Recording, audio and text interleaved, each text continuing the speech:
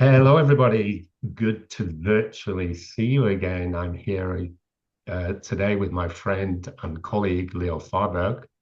Hi, Leo. How are you doing? Hello, I'm fine. Hi. Good, good.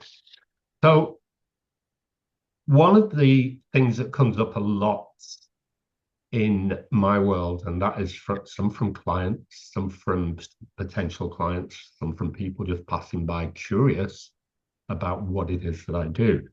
Now, personally, I'm qualified as a therapist, I'm qualified as a coach, and I'm qualified as a counselor as well.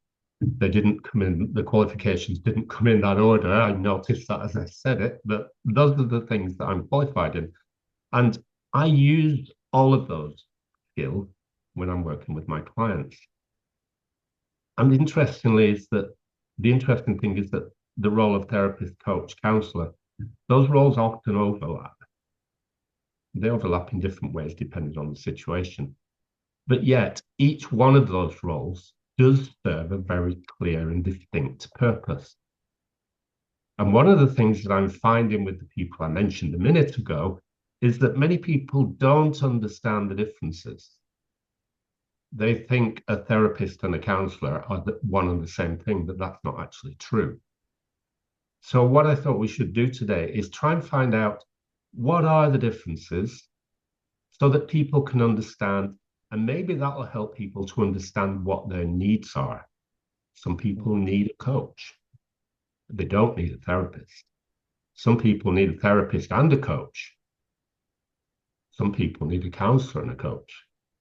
It depends on a whole load of things. So let's try and clarify a little bit. So let's start with you, Leo. Let's talk about focus and purpose. So what does a therapist do?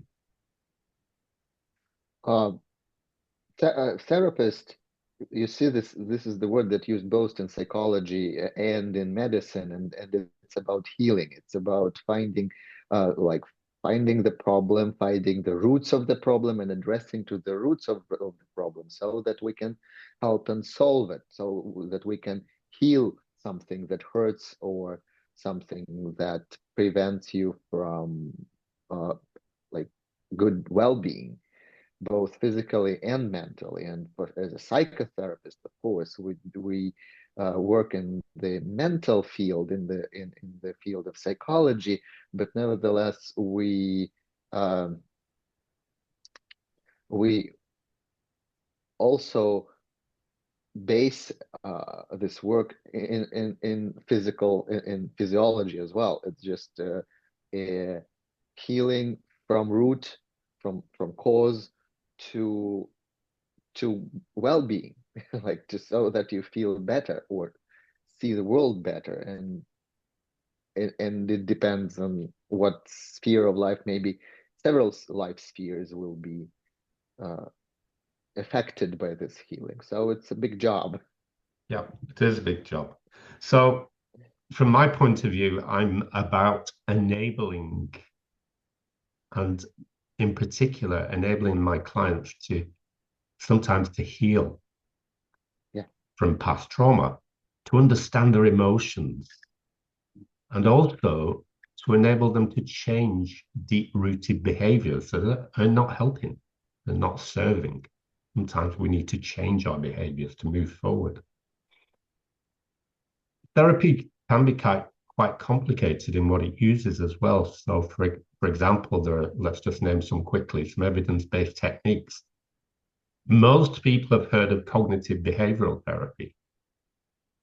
I heard a coach one day referring to CBT as something that she used in her practice, but yet she wasn't qualified to do so. So she's obviously read about it. So can that be a dangerous thing? What do you think? Well, it's hard to say now because one thing, mental health issues are becoming like almost an epidemic now. In part of it is really a very high level of stress, and many people facing all the challenges and realizing that how many challenges they have. Other reason might be better awareness, a lot of information, and sometimes people find diagnose themselves with things they don't have. But nevertheless, um, it is uh, and so many therapists, well, many mental health professionals are needed, you know. And if a coach says she uses CBT, well, CBT is a golden standard in a way, but it's not the only and one and only method that can be used. And so, and also what we take as qualification, something you took on a certification course from a professor, or if you read a book, is it also part of your qualification? If you listen to some lecture on YouTube from a professional, is it also part of your qualification? Sometimes you listen to a lecture on YouTube from a non-professional who doesn't understand what he's talking or they're talking about, and it's also part of your qualification if you're able to recognize the BS they're saying. I love that. That is brilliant. So let's have a little think about counseling. Counseling is not therapy. People can go and train to become counselors, not therapists, a very specific form of training. The counselor's role is about providing guidance for very specific, usually, life issues. And there might be grief, there might be relationships, they might be related to stress at work, life work balance. There can be lots of different things, but they're usually fairly focused. And the role of the counselor is about focus. It's about a focus on listening to what the client is talking about. And by listening, the counselor is then able to offer some strategies for coping, how to manage what's going on. And also, the counselor's role is about providing some emotional support as well. Now, unlike therapy, which can be quite a long process, counseling tends to be shorter term, or sometimes it might stretch a little bit into what we might call the medium term. Don't ask me to put days and weeks on that because I'm not going to do it. But the important thing about counseling is that it is very much goal oriented. So the goal is, I'm struggling with grief. I don't know how to manage it. Help me. So we'll work on managing the grief, for example. That's a very simple example. So do you want to add anything to that, Pete, or shall we move forward? Yeah, let's move forward because yes, I just can confirm that counseling usually is about specific situation that probably is taking place in the current moment, some situation that the client is struggling with. And so it's like making clear and providing some strategies. Uh, so it's a goal-oriented thing Yeah. or situation-oriented, not a goal. Yeah, absolutely. Let's talk about coaching then for a minute. Coaches focus on future goals. Sometimes it will be about personal development. Sometimes it can be about performance at work, for example. It might be about performance at home in the family. So they're very future focused and quite specific usually. Okay, the coach's role often drifts into other areas. That happens. Mhm. That's called life. So it's not entirely focused with what's the word? As though it's set in stone the way they work. And where a coach is about helping clients to gain some clarity. It could be about helping to motivate them to move forward in whatever it is they feel they need to work on. And coaching is also about accountability, holding clients to account for the things that are discussed and agreed upon in the sessions. There could be accountability relating to career, for example, or relationships, or maybe simply, it's not that simple, but personal growth. So there are a lot of potential topics.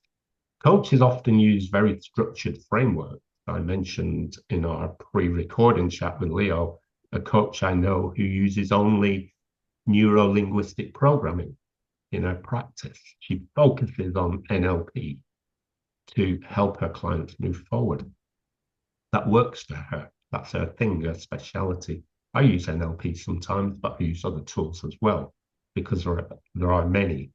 It's Yeah. almost like talking about a therapist who only uses CBT. Well, there's a ton of other therapies that you can use, not only CBT, which seems to be the most common one that you're likely to hear about. So the coach creates action plans and enables the client to move forward toward desired outcomes. So we can see there are quite some differences between the three. And as I said, I'm qualified in all three of those, and so is Leo, and we can switch hats, which can get a bit confusing. But the Yeah. important thing about this video is that we want to enable people to understand what a therapist does, what a coach does, and so on. So we could talk about training and qualifications, Yeah. which could get complicated. Yes, it is a big So topic. what I'm going to do is let's leave that. Let's say if anybody is interested in knowing what Leo's qualifications or my qualifications are specifically, drop us a message, leave a comment, and we'll explain. Because it's quite a practical thing to talk through anyway. Mhm. There is an argument out there that some people bill themselves as counselors or coaches, and really that's not what they are. I noticed a headline on LinkedIn yesterday that somebody had put the word therapist in the headline.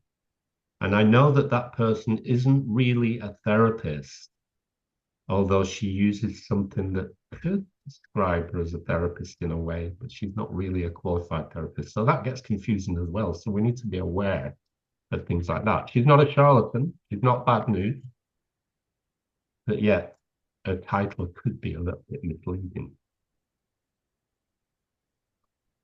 Just one more thing about coaches that has just jumped back into my mind. Coaches don't diagnose, they don't treat mental health conditions.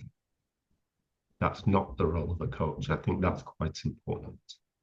So, do Mhm. you want to add anything to what I just talked about in the last?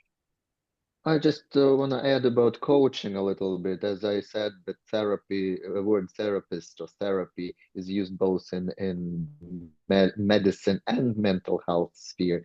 Say can be said about coaching. Coaching is also a sports term. Someone who trains helps you train your skill, like in kicking the ball if you're a soccer player, or what. And so that also can be applied to other spheres of life. Like when we say about personal growth, it's probably lacking of some skill, or seeing if you lack some skill to achieve some goal. And so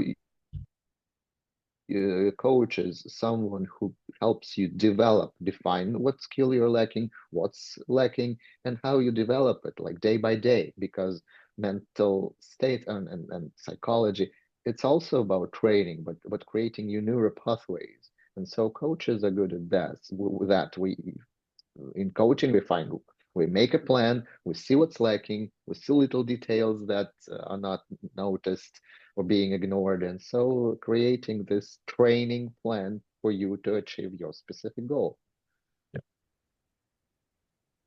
Let's move on. I'm putting you back in the therapy role now. So let's think about the how we approach sessions. So we need to keep this short and succinct. I'm saying this for both of us.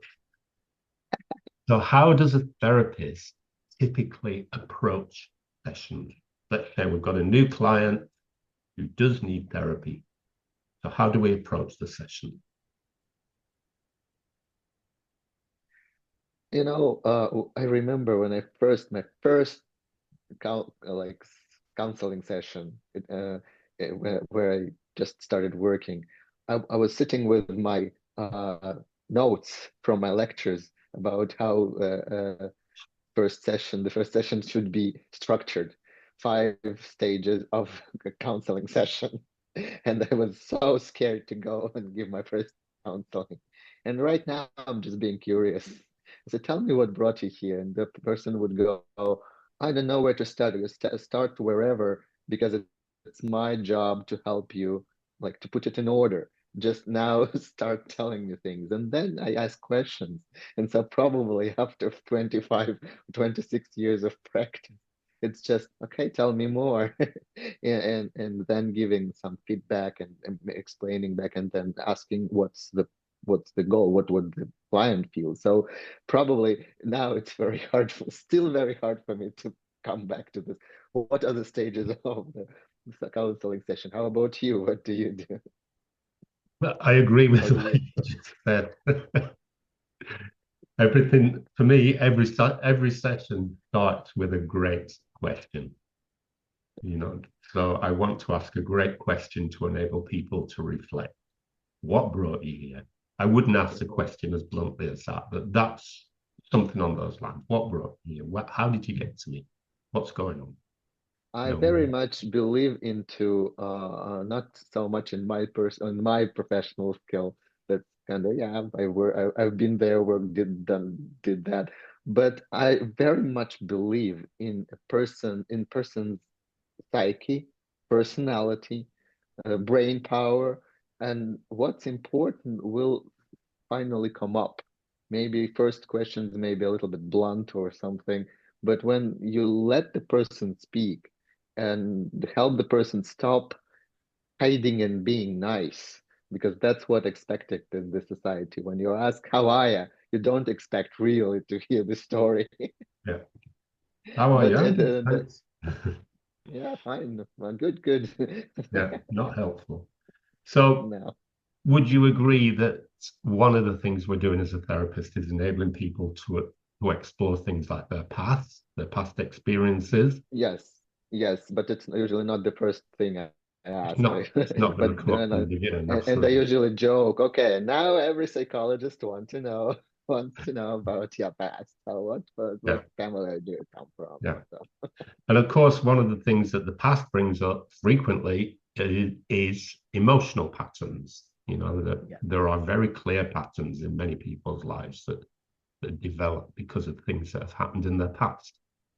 You know, so Mhm. it's about uncovering some of those. Yeah, It's and it's interesting also that Mhm. I was Go going to ahead. say it's interesting about the way we both work in a similar way. It's more of a, you know, it's not lay down on the couch and let me see where the clock is. You've got an hour, so you better talk quickly. It's not about that.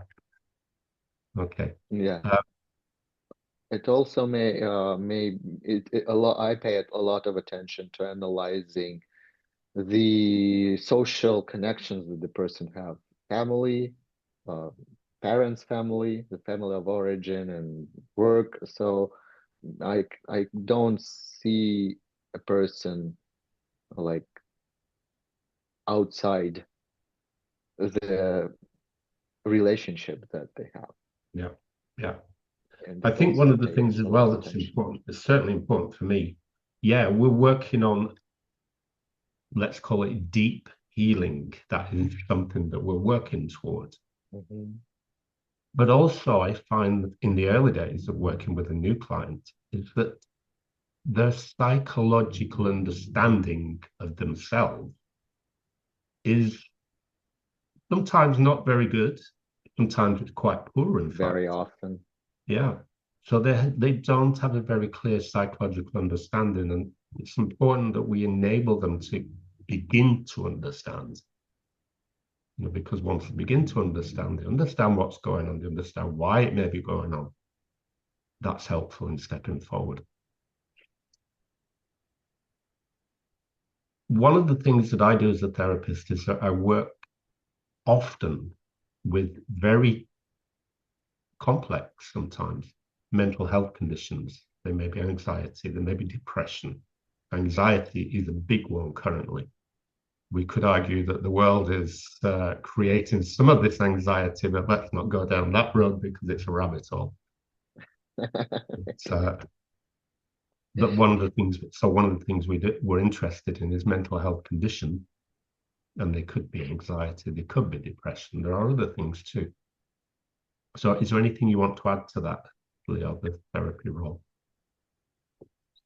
And it also, we will always talk about CBT, but I actually was trained in more psychodynamic paradigm. That means it's the processes that go in person's psyche. It's their development, their uh, patterns, and subconscious patterns as well. So I very much pay attention to bringing up subconscious processes, uh, and it is also part of therapy and the therapeutic field, because it's about enabling and bringing to awareness very complex and deep things that we don't notice, we don't value much. In our society, we're all trained to think that thinking is the right thing to do. It's cognition. But the most part of the brain does its work without us not even knowing about it. And if we can kind of dig a little bit deeper, because it's impossible to embrace the whole volume of what's going on. But if it's possible to be like a befriend thinking and sensing and feeling and all these subconscious processes and our connection to the world, um, that's also a therapeutic thing to do. Yeah, absolutely, it is. Let's think for minutes about counselors providing emotional support. So their approach to a session is, let's provide emotional support. Let's try and develop some practical coping skills. One of the things I notice quite often with people who need counseling is in the early days of the counseling process, they feel like an island. Somebody described that, which was quite interesting. She said, I feel like I'm on an island. Her biggest challenge was kind of two separate instances of grief. So she was going through the grieving process. And she said, I feel like I'm sitting on an island, I'm all alone, and nobody's here to help me manage all of this stuff that's going on around this grief, which is quite an interesting way to put it, I thought. So my role, as I said to her at the time, it was, okay, let's enable you to get back off this island. Let's enable you to find your way back to your people, whoever your people happen to be. So that I thought that was quite an interesting way to think about it. And we're very focused on very specific challenges in her life, which, as I said, are two separate um, grieving processes, although they And I obviously would are also add here that, and probably it also concerns therapy, that in therapy, we work with the personality. Person and personality is not exactly the same. Uh, it's a little bit different notions. And so working with the personality, and even when we speak about like grieving process and this sense of alienation, when person feels as if sitting on an island and not being connected to anyone, one thing that I also pay attention to and help person recognize and maybe develop some skills is like what we would call another thing like self-regulation. Can you make yourself feel okay sitting on the island, and also restore the connections and see again the system of relationships around you. So it's like, again, bringing up the sides of the personality, or maybe lacking of skills that are inside the person, that's yeah, about the person. yeah, So it's a complex job. yeah. It is when you complex. when you start thinking about it, oh, it's complex, but if you're in the process of work, it just work. Yeah, absolutely. Let's think. Okay, we need to move this on. So let's think about Yeah. coaching. Coaches are focused on now, this moment, and what's coming in the future. Coaches are generally not past focused. Although there are some great coaching tools that enable coaches to take their clients back to the past to look at specific things. So it's sometimes is a little bit past focused, but it always moves forward for the present and the future. Coaches use goal setting, accountability that I mentioned earlier, and quite often they will help the client to develop an action plan. Why? Because an action plan helps to drive results. It's not a to-do list, by the way. I'm not a fan of to-do lists. Had to be said. A coach might be interested in challenging the limiting beliefs that they see in their clients, but they're not providing therapy. They're definitely not providing therapy for emotional wounds or emotional trauma. So that's something about the role of the coach. So who should you see? So when should I see a therapist? That's a question for you, Leo. Oh, it's a question. Yeah. Uh, do you really need to see a therapist? No. No, because Sometimes I I think feel that I do. uh,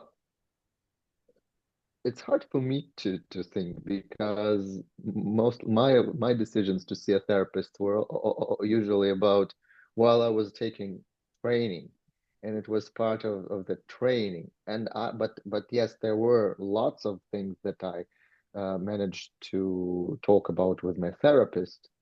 It was, yes, personal trauma when usually you don't think about past trauma. Maybe now people think about it more, Hmm. uh, because many people don't sometimes fail to see the impact. Usually people come when they find some challenging situation in their current life, or it's some what's maybe labeled as mental health issue, like again, heightened anxiety that you cannot cope with. Uh, Depressive symptoms. Very often it's physiological symptoms when doctors say, oh, we don't find anything of our field, like everything's okay with your body. But if you feel pains or the strange pains or like that they don't fit into any syndrome, now doctors always say, go see a shrink. They Yeah. use this much more often than it used to be. And so probably I think that you should see a therapist when you feel like you're under pressure, you don't see a way out or you don't see a reason for it or obvious reason. Yeah. And d don't let it grow worse. Yeah. I think that's the key. Interestingly, I saw an advert for a therapy company a few days ago, and it said, if you think you have a mental health condition, you need to see us. It didn't say it as bluntly as that. How do I know if I've got a mental health condition or not? You Most know, people very wouldn't often. know. Personal growth is not just a coaching thing.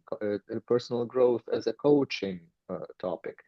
Yes, it's particular skills and very concrete goals. But I find so many people, they don't have any painful situation. They don't have any uh, like terrible things going on. But or maybe a painful thing, a painful situation, a past trauma or something is something that brings them into therapy. But then they find it very useful to have someone they see weekly and offload some stuff, find connections with their pattern of perceiving things or acting, uh, finding, new perspectives, uh, that philosophical understanding of the world they are in because it's about their subjective personal view of the world and their connection of the world. And so if so many people use therapy not because they are in some painful state, but because the process of self-discovery is probably the most interesting thing you can do in your life. People like to talk about it themselves, and it's not some narcissistic thing. It's the way of learning about the world, because as many philosophical uh, ideas, one of them is all the answers are within you, and if you pay attention and your awareness inside, and also not just think about it, but talk about it, ask, exchange like information or questions with each other. When a good therapist is one who asks questions and about yourself, about you, and it's the most fascinating thing you can do for yourself, for your development, and for your uh, connection with the universe. Yeah. So we could say choose a therapist if, and relate back to the conversation that we just had the last few moments, we could say choose a counselor if you want support and guidance for a very specific life issue, grief, for example. I use that because it's fresh in my mind. And choose a coach if you're looking for motivation, if you're looking for goal setting, if you're looking for personal or professional growth.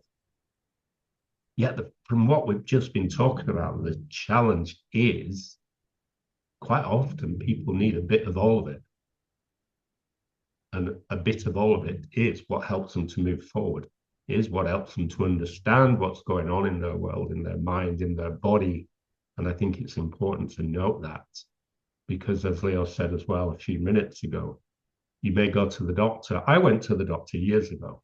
I had an accident and all kinds of horrible physical things happened. I couldn't walk. I was sitting in a wheelchair.